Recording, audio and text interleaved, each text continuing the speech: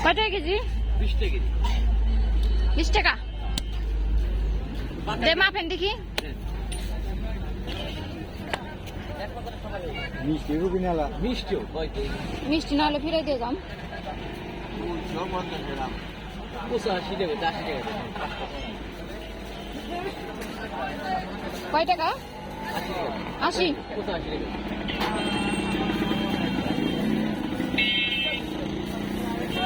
এদিকে দেশি শশা, শশা নষ্ট নেও তো 1 কেজি। কত করে রে? 60 টাকা। 1 কেজি নাও তো।